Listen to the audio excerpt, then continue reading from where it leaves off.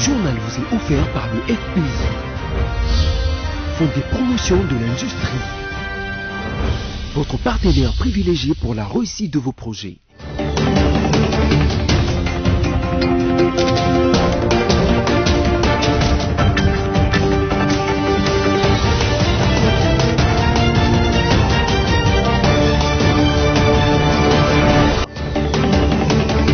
C'est l'heure du rendez-vous avec la rédaction. Mesdames, mesdemoiselles et messieurs, bonjour et bienvenue à notre journal dont voici les principaux titres.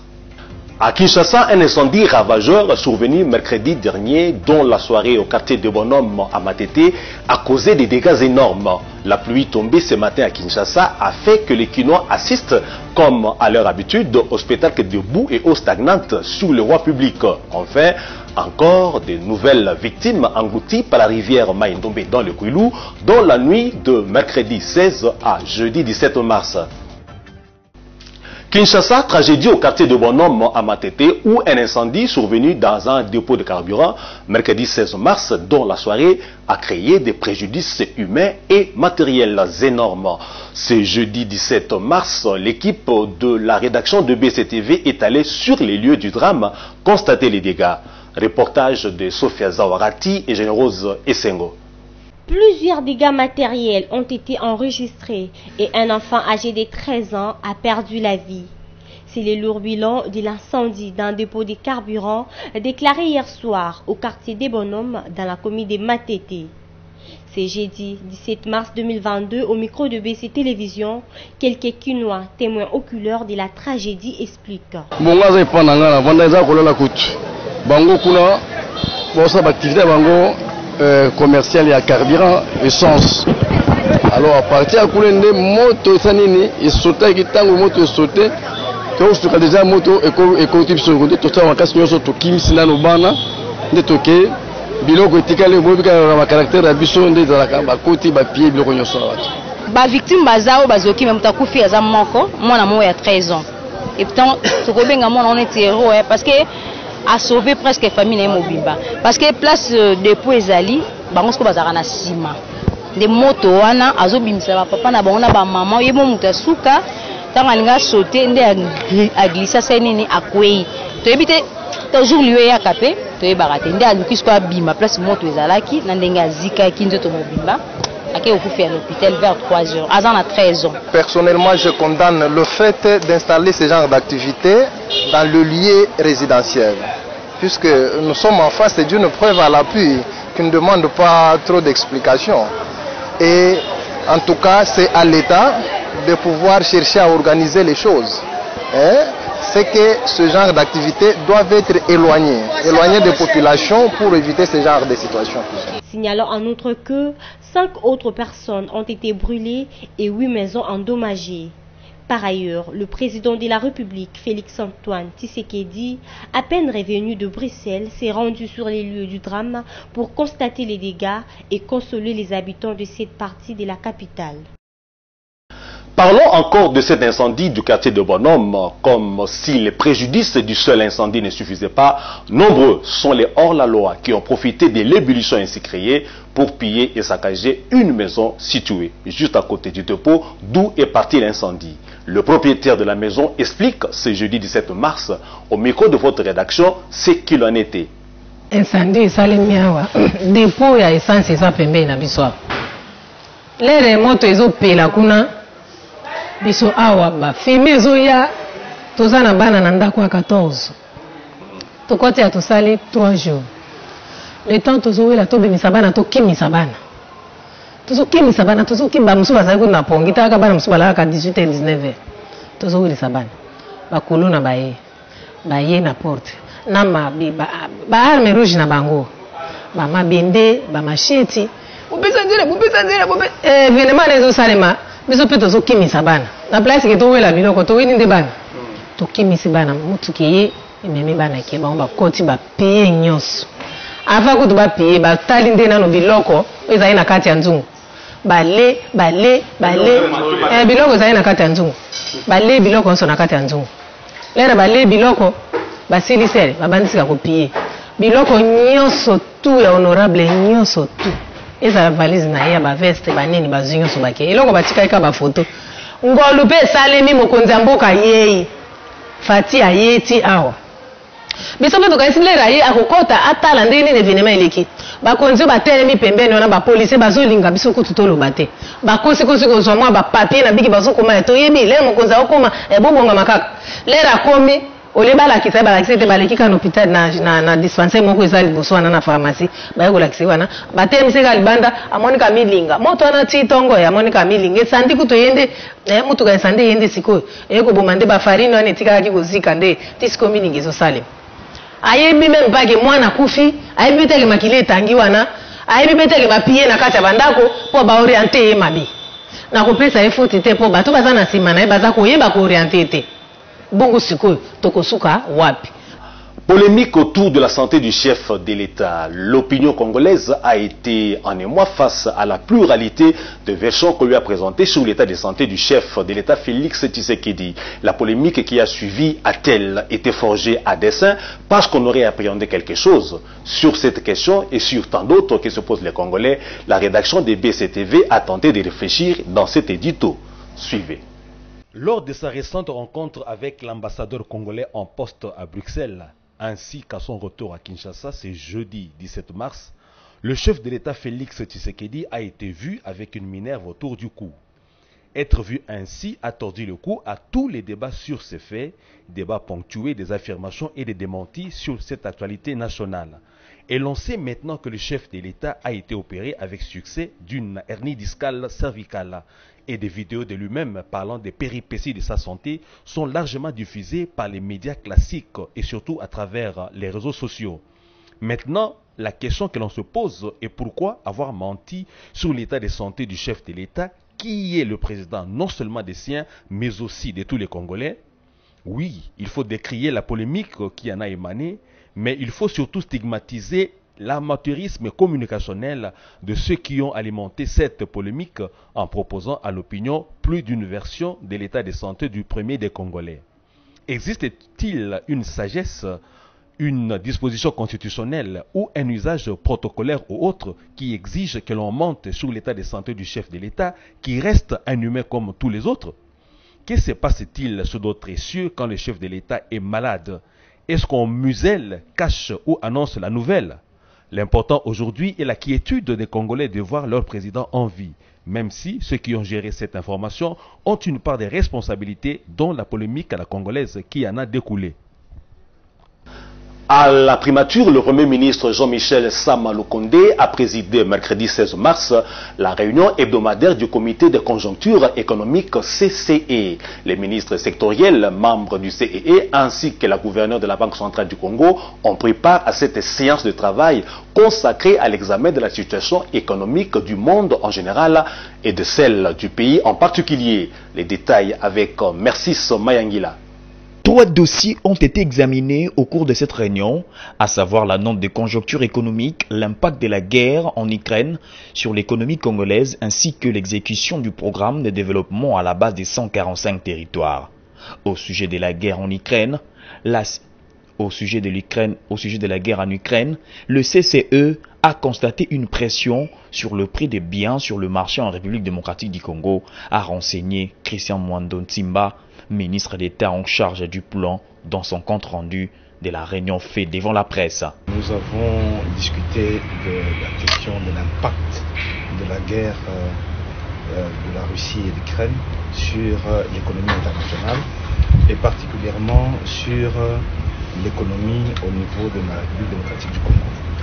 Il a été constaté effectivement des pressions sur les prix intérieurs, notamment les produits alimentaires, les produits de première nécessité, le prix du pétrole qui va avoir un impact sur le carburant. Et donc le Premier ministre a instruit les membres du comité de conjoncture et l'ensemble des ministres sectoriels du gouvernement de bien pouvoir lui transmettre ce qu'ils considèrent comme impact dans leur secteur respectif. Concernant l'exécution du programme de développement à la base des 145 territoires, les membres du CCE ont relevé que les premiers décaissements sont déjà faits et que les travaux pourront enfin commencer sur le terrain. Nous avons également réfléchi sur l'exécution du programme de 145 territoires. Nous sommes, Madame la ministre des Finances nous a informé que la phase de paiement est à son terme, donc les premiers décaissements ont eu lieu effectivement pour que les agences commencent les travaux sur le terrain. Christian Mwando Nsimba a enfin fait remarquer que les cadres macroéconomiques restaient stables. Nous avons également examiné les autres paramètres économiques, notamment le taux de change qui reste relativement stable, autour de 2000 francs congolais pour $1 américain pour le taux officiel et autour de 2036 francs congolais pour $1 américain pour le marché parallèle. Les réserves d'échange sont restées relativement stables autour de 2,8 milliards de dollars qui correspondent à 10,5 semaines d'importation. À propos de produits pétroliers, sachez que les folles rumeurs ont fait le tour des réseaux sociaux annonçant une rupture imminente des stocks des 10 produits à Kinshasa, la capitale de la République démocratique du Congo et même dans la province voisine du Congo central. À ce sujet, le ministre Didier Boudimbou fixe l'opinion. Il y a eu beaucoup de rumeurs, surtout sur les réseaux sociaux, qui faisaient état qu'il y allait avoir rupture de stock au niveau de la ville de Kinshasa dans les 48 heures. Donc on s'est réunis pour essayer d'étudier la question, mais là, après la réunion, donc, je peux rassurer la population congolaise et quinoise, et même celle du Congo central, qu'il n'y aura pas de rupture. Tout a été mis en place pour que ça n'arrive pas, et ça n'arrivera pas. Et d'ici là, il y aura encore d'autres bateaux, donc je pense qu'on est très loin de ce problème. Je suis avec CEP est là, il y a Soucir qui est là, les Roscom, tous, on s'est tous mis d'accord, et ils nous ont donné le stock qu'ils ont. Ce qu'ils ont en permanence actuellement pourra faire tenir la ville et même la partie ouest du pays. Coup de pouce à l'état de siège à Nétori, le commissaire divisionnaire principal Dieudonné Amouli de la police nationale congolaise PNC est arrivé à Bunia, à Nétori, le mercredi 16 mars 2022. Sa mission dans cette province meurtrie du pays s'inscrit dans le cadre de l'inspection des troupes et du commandement. Sur place, le numéro 1 de la police a aussi justifié sa présence par le besoin de trouver solution à certains problèmes manifestes. Suivez les détails. En cette période de l'état de siège décrété par le commandant suprême de forces armées et de la PNC à Ituri, Félix Antoine Tshisekedi Tshilombo, la police nationale congolaise vient en appui aux efforts déjà consentis par le FRDC dans des zones sous contrôle de forces loyalistes en vue de sécuriser et protéger de plus en plus la population et assurer la reprise de la vie normale. Voilà ce qui justifie l'arrivée ce mercredi à Bunia du commissaire général de la PNC à mission d'inspection des troupes et de commandement. Aussitôt arrivé, le commissaire divisionnaire principal Dieudonné Amouli Baïgoua a échangé avec le gouverneur militaire de l'Ituri et le lieutenant général Luboyanka Johnny Omeni la situation sécuritaire qui prévaut dans cette province. Et le chef d'état-major général qui vient, dernièrement il y a le ministre de la Défense qui est venu, on vient pour s'acquérir exactement de la situation sécuritaire, comment ça se passe. On est ici à l'état de siège, il y a les militaires qui sont en opération ensemble avec les policiers avec eux. Donc on doit venir savoir comment ça évolue, où est-ce qu'on en est pour le moment. Évidemment, donner aussi les réponses à quelques préoccupations qu'ils ont sur le terrain. Au patron de la PNC en RDC d'appeler la population de l'Ituri à faire confiance aux forces de défense et de sécurité en dénonçant toute force ennemie. Ils n'ont que cette armée, les FARDC, et ils n'ont que cette police, la police congolaise. Ils peuvent avoir confiance à leur armée, avoir confiance à leur police. Et ils doivent travailler en collaboration surtout, dans le sens de leur montrer, de leur dire, de dénoncer même ces criminels là où ils se cachent. Signalons que, depuis l'état de siège, la PNC a été renforcée avec les nouvelles unités qui combattent à côté des forces armées, dont les résultats sur terre sont élogés à l'esprit et à la lettre de leur mission.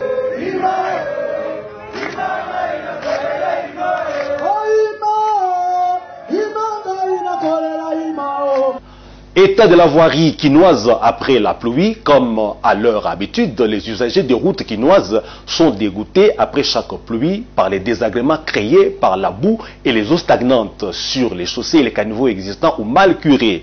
Sarah Guéré et Orlikiaz sont allés constater la situation de la route Kimwenza à la hauteur du carrefour de Kapela après la pluie tombée ce matin. Après la pluie vient le beau temps, dit-on, mais à Kinshasa, ce n'est pas toujours le cas. C'est jeudi 17 mars, En effet, après la pluie qui s'est abattue dans la capitale congolaise dans la matinée, les routes sont devenues impraticables. Après ces passages de Madame la pluie, les reporters de BSC Télévision ont sillonné quelques-unes de routes quinoises à travers la ville, notamment l'avenue Kimwenza et les carrefours Capella. Les piétons et les véhicules se retrouvent dans le même lot, butant contre les larges flaques d'eau. Par contre, sur Kimwenza, les véhicules peuvent se faufiler pour s'effrayer un passage malgré la stagnation des eaux de la pluie ici et là. Les caniveaux sont bouchés, d'où les eaux de pluie n'arrivent pas à être bien drainées. Les eaux ainsi emprisonnées mettent 4 à 5 jours pour sécher, créent de préjudice aux usagers de route. Les usagers de ces routes ont lancé un vibrant appel au numéro 1 de la ville Gentil Ngobila pour qu'il agisse afin de les débarrasser de ces désagréments. Quittons Kinshasa et mettons les caps sur la province de Kwilu où la rivière Mai-Ndombe a encore fait parler lugubrement d'elle. En effet, dans la nuit de mercredi 16 à jeudi 17 mars, cette rivière au niveau du pont Mai-Ndombe sur la RN1 a englouti une dizaine de personnes, au nombre de qui 3 élus provinciaux de Kwilu. On écoute dans ses propos recueillis Serge Makengo, président de l'Assemblée provinciale de Kwilu.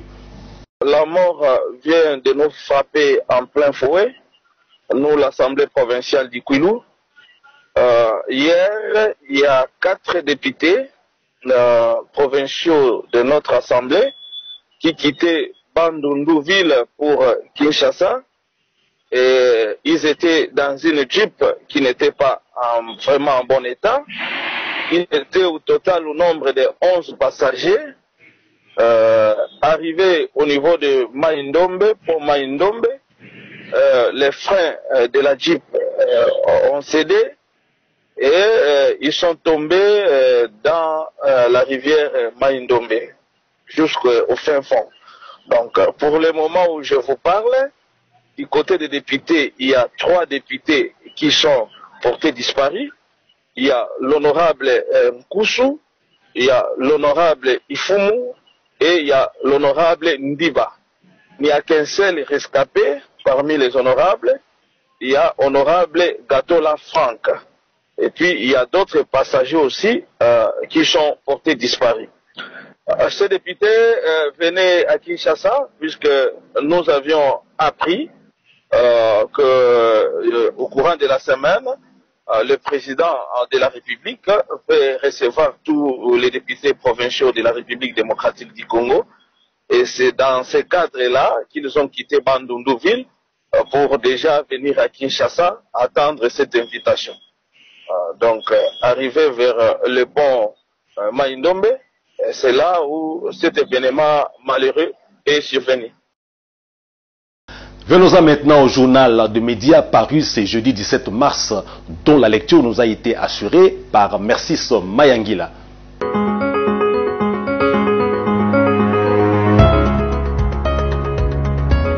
Mesdames et messieurs, les journaux parus ce jeudi à Kinshasa rendent compte du retour du président Félix Antoine Tshisekedi à Kinshasa. La RDC a accueilli son président ce jeudi 17 mars, annonce le potentiel. Selon le journal, Félix Tshisekedi a regagné la capitale dans la matinée par l'aéroport international d'Ndjili. C'est la fin des spéculations, notamment sur les réseaux sociaux. Le chef de l'État est au point et rien d'alarmant sur son état de santé, présenté des critiques par un média étranger et certains individus à la recherche du sensationnel commentent les quotidiens. La nouvelle apparition du président de la RDC en pleine séance de travail qui a duré 4 heures avec les diplomates, personnels de l'ambassade et des architectes congolais, mardi 15 mars 2022 à Bruxelles, a permis de taire les rumeurs qui continuaient à se propager sur son état de santé, conclut le tabloïd. C'est le secrétaire général de l'Union pour la démocratie et les progrès sociaux UDPS, Augustin Kabouya, qui a annoncé cette nouvelle le mercredi 16 mars, renseigne actu7.cd. Un peu comme en décembre dernier, après sa participation au sommet des G20 et à la COP26 de Glasgow, rappelle les tabloïds, Augustin Kabouya mobilise pour qu'un accueil digne de ce nom soit réservé au président de la République.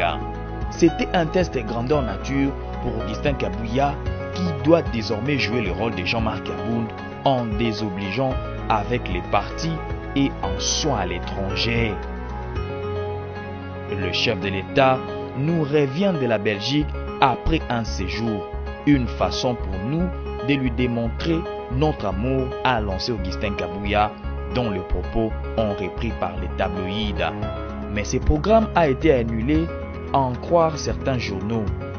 Une fois à son avion, au sol, note pour sa part la prospérité, Félix Tshisekedi au bas de la passerelle, un comité restreint d'accueil constitué essentiellement de quelques personnalités triées parmi les animateurs des institutions ainsi que des structures politiques de l'Union sacrée de la nation, de l'UDPS ainsi que de tant d'autres alliés.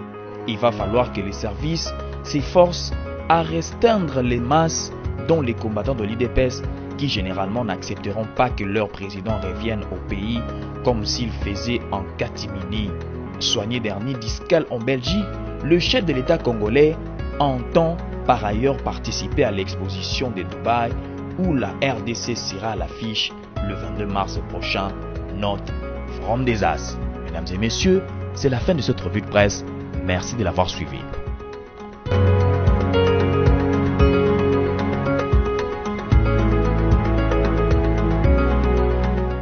Après cette revue de presse de Mercis Mayangila, le rappel du sommaire pour ceux des téléspectateurs qui ont loupé les débuts du journal. À Kinshasa, un incendie ravageur survenu mercredi dernier, dont la soirée au quartier de Bonhomme à Matete a causé des dégâts énormes. La pluie tombée ce matin à Kinshasa a fait que les Kinois assistent, comme à leur habitude, au spectacle de boue et eau stagnante sous le roi public. Enfin, encore de nouvelles victimes englouties par la rivière Maïndombe dans le Kouilou, dont la nuit de mercredi 16 à jeudi 17 mars. Ça n'est fini avec le journal de ce jour. Merci de nous avoir suivis et surtout de rester fidèles au merveilleux programme de BCTV, la télé de l'émergence.